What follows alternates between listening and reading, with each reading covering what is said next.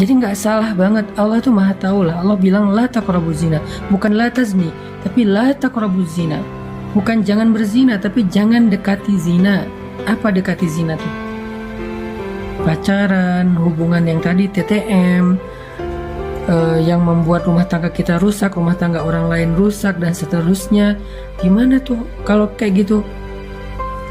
Apa kita mau kalau keluarga kita diperlakukan orang lain kayak gitu? Makanya jangan dekati zina, jangan dekati dosa-dosa itu, jangan didekatin dosa-dosa besar itu. Kenapa?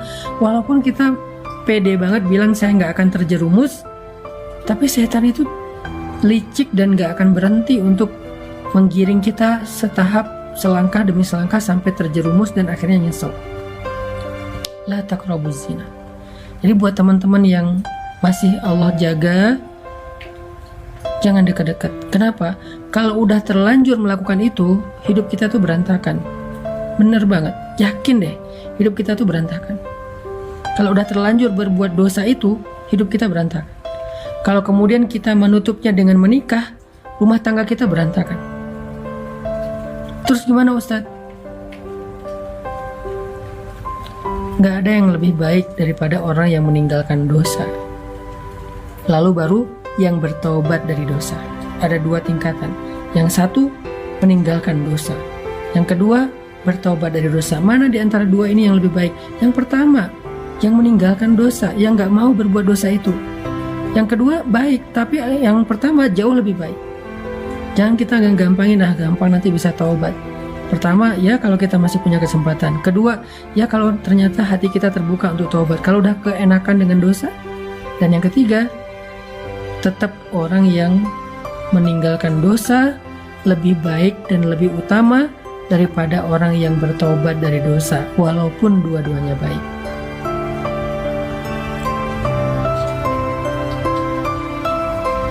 Walaupun dua-duanya baik.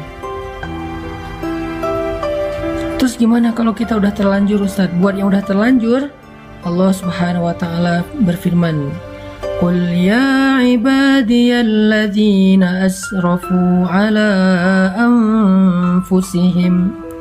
Katakanlah, wahai hamba-hambaku yang telah banyak dosa, melampaui batas, menzolimi diri sendiri. Allah memanggil orang-orang yang merasa banyak dosa. Qul ya ibadiyalladzina asrafu ala anfusihim. Wahai hamba-hambaku yang banyak dosa, kata Allah, yang berzina, yang datang ke dukun, yang syirik, yang durhaka sama orang tua, yang mencuri, yang membunuh, yang makan riba, yang banyak dosa, berbagai macam dosa yang gak kebayang. La taqnatu min rahmatillah. Jangan berputus asa dari rahmat Allah. Innallaha yaghfirudz dzunuba jami'a. Sesungguhnya Allah mengampuni semua dosa. Gak ada dosa yang gak diampuni sama Allah. Tapi saya pernah syirik Ustadz. Allah mengampuni semua dosa, termasuk syirik, termasuk syirik. Syirik itu baru gak diampuni kalau dia mati dalam keadaan itu dan belum bertaubat. Kalau dia bertaubat, semua diampuni. Termasuk riba, termasuk riba. Durhaka sama orang tua, termasuk durhaka sama orang tua. Berzina berkali-kali, ya, kalau dia taubatnya sungguh-sungguh. Kalau dia mengulangi lagi, berarti belum diampuni dosanya. Kalau dia sungguh-sungguh, syaratnya taubatan nasuha itu dia benar-benar tinggalin tuh dosa. Dia berjuang meninggalin dosa itu, apakah dengan pergi dari sana, apakah dengan delkon, apakah dengan ganti nomor, apakah tutup sosial media, tutup semua akses informasi, agar nggak berinteraksi lagi dengan orang yang membuat kita terjerumus kepada dosa. Tinggalkan segala masa lalu, fokus untuk memperbaiki diri di hadapan Allah. Kalau itu taubatnya, Allah bilang, Innallaha yaghfirudz dzunuba jami'a. Allah mengampuni dosa semua. Allah mengampuni semua dosa.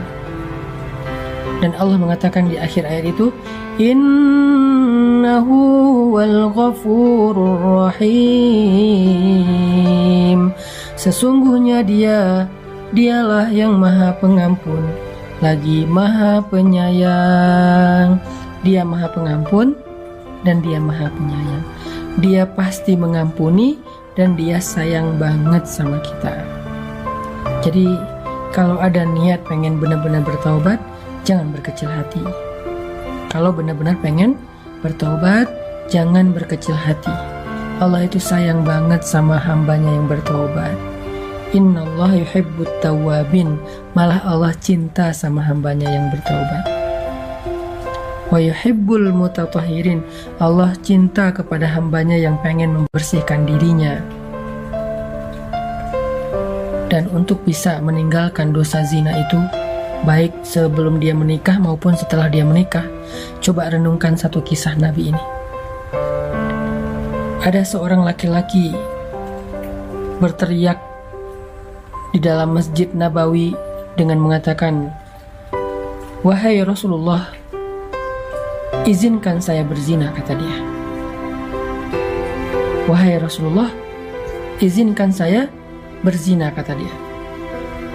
Semua sahabat yang mendengar ini kaget. Kemudian mereka marah karena lancang sekali laki-laki ini minta izin kepada Nabi untuk berzina. Yang udah pasti itu adalah dosa besar.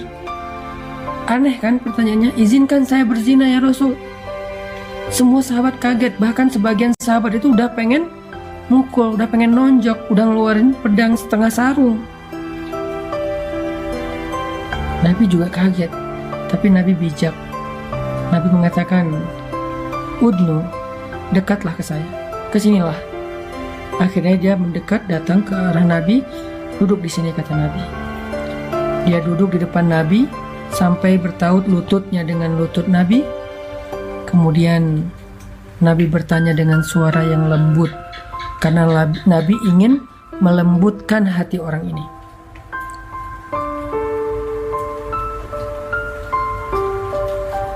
Nabi ingin melembutkan hati orang ini, maka Nabi pun bersuara lembut. Gak bisa kita melembutkan hati orang dengan teriak. Gak bisa kita melembutkan hati orang dengan membentak. Kalau ingin melembutkan hati dia, lembutkan suara kita. Itu rumus sederhana. Semua kita belajar itu insya Allah ya, termasuk saya. Kalau kita pengen melembutkan hati keluarga, hati pasangan, hati anak, maka lembutkan suara kita. Tapi kalau kita keraskan suara kita, maka kita akan mengeraskan hati.